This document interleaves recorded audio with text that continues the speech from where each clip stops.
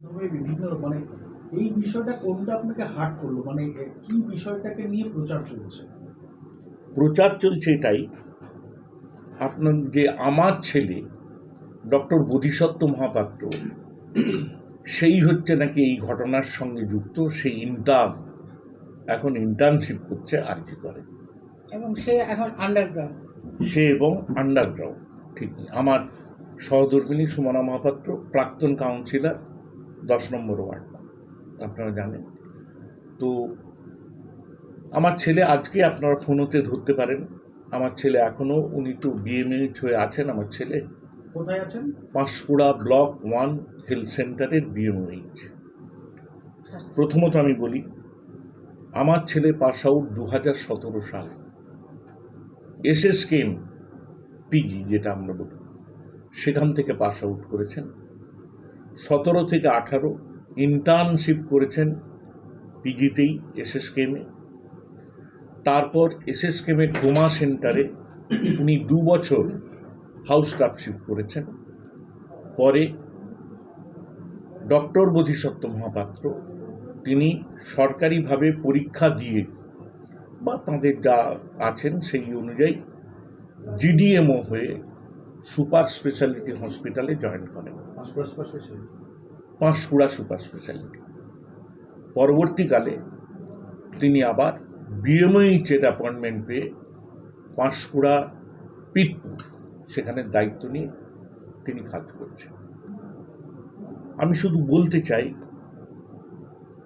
অনেক কথা বলার থাকলেও আমি সেই উক্তিগুলো করব না। যারাই সোশ্যাল মিডিয়ায় এসব দিয়ে আমার এবং আমার পরিবারকে মেলাইন করার চেষ্টা করছেন, তাদের অনেক অনেক শুভ হোক, তারা আরও উন্নয়ন করুন, আরও উন্নতি হোক তাদের। এই দিয়ে যদি তারা শান্তি পান, তাহলে শান্তিতে তারা থাকুন। আমার যন্ত্রণা, আমার স্ত্রীর যন্ত্রণা, আমার ছেলের যন্ত্রণা আমরা নিজেরাই হল। কারা রয়েছে বলে মনে করছেন এর পেছনে? আমি শুধু একটা কথাই বলবো, কারা রয়েছে বলার আগেই বলবো যে কাক কাকের মাংস খায় না, এটা প্রবাদ, কিন্তু এখন প্রমাণিত কাক কাকের মাংস খায়। এর বেশি আর আমি কিছু বলবো। ইঙ্গিত কি আপনার দলের দিকে কারো দিয়ে করছেন? আমি ইঙ্গিত, আমার দিদি তো বলেন যে ইঙ্গিত দেওয়া মানেই বুঝতে পারেন কেউ। এই ইঙ্গিত যে ব্যাখ্যা আপনারা করবেন তাই। আপনি তো বলছেন যে আপনার ছেলে কোনোরকমভাবে দোষী নয়, আপনি বলছেন যে কোনোরকমভাবে ছেলে দোষী নয়। দেখুন, এটা বিচার বিভাগীয় তদন্ত চলছে। আমার ছেলে কি যে মানে সিংহ মহাপাত্রের নাম এসছে, আমরা সিংহ মহাপাত্র নই, আমরা মহাপাত্র। আর তার নাম, যে নামটা বেরোচ্ছে আপনারাও জানেন, আমি তার নাম করব না। আমার ছেলে ডক্টর বোধিসত্ত্ব মহাপাত্র, তাকে নিয়ে আলোড়ন করা এবং আমার ছবি, আর সেখানে যাকে আমার ছেলে বলে চালানো হচ্ছে সেই ছবিটা আপনারা দেখে নেবেন। অন্যের ছবি আমার দিয়ে তারা চালাচ্ছেন এবং এটা সারা ভারতবর্ষে ছড়িয়ে গেছে।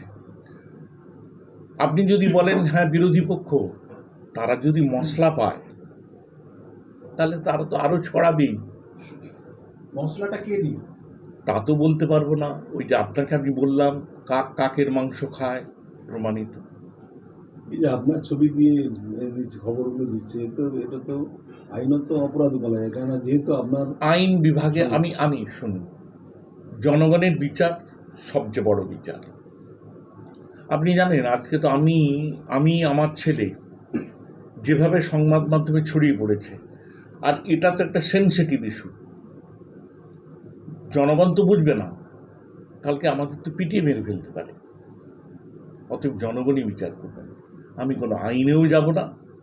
আর এটা নিশ্চিত সরকার পক্ষে যারা আছেন, মানে আমিও তো একজন বিধায়ক হিসেবে আমি নিশ্চিত ট্রেজারি বেঞ্চে যেহেতু বসি, আমিও বলবো তারা যেহেতু আছেন তারা দেখবেন, তারা বলবেন। আশঙ্কা করছেন যে পিটিএ মারার কথা বলছেন, কোথাও আশঙ্কা করছেন, হুমকি পাচ্ছেন? না, সে হুমকি পাইনি, কারণ আমরা দেখেছি তো গণরোষ কি হয়, বহু জায়গায় দেখেছেন তো। কেউ হয়তো নির্দোষ ছেলে, পকেট মার সে নয়, অন্যজন পকেট মেরেছে, তাকে ধরে ফেলে এমন পেটানি দেওয়া হলো সে মারা গেল। আমার ছেলে এটা কি কোনো রাজনৈতিক ষড়যন্ত্র বলে মনে করছেন? মনে হলেও সে প্রকাশ আমি করব না, মানে গভীর একটা ষড়যন্ত্র রয়েছে। সে তো নিশ্চিত। না থাকলে এইভাবে এত সোশ্যাল মিডিয়া এত সব কেন হচ্ছে? আপনারা দেখুন, পুলিশ বিভাগ আছেন, সব আছেন। আজ থেকে 10 বছর আগে আপনাদের এই যে এত চ্যানেল ছিল না, তাই আপনাদের উপর আস্থা রেখেই বলি, আপনারাই হচ্ছেন আসল তদন্তকারী। আমার সব খোলা, আপনারা তদন্ত করুন। আমার ছেলে আজকে এখনো বিএমএইচ হয়ে সে ডিউটিরত, পারলে আমি আপনাদের ফোনে ধরিয়ে দিচ্ছি, তার সঙ্গে কথা বলুন।